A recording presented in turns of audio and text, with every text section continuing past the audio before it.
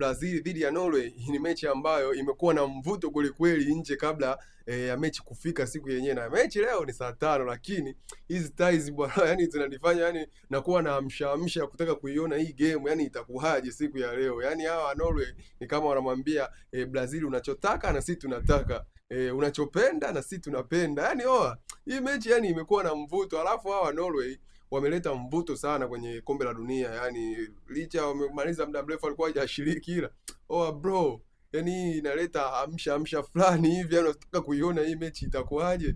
Sasa sijajua hawa timu ya taifa ya Norway wataleta ule upinzani mkali kweli kama kwenye haya matezi ambayo yanaonekana hapa bro. Yani mbona hili tezi mpaka nikasema mbona kama hii mechi ni ya vita na damu mbona kama hii mechi ina utamu fulani ambao sisi tunauhitaji kuuona kwenye mechi ya 16 bora game ya I say hii game yani ni ya moto. Yani hii game inaonekana ni ya moto kweli kweli.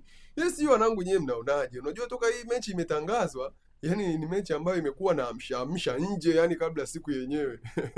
Hawa Norway hawa inabidi leo timu ya taifa ya Brazil waangalie vizuri, kwa sababu vita wanaitaka na mchezo wanautaka. Au vipi wanangu, nyewe mnaionaje hii game? Sajibol, sasa ni Wenga.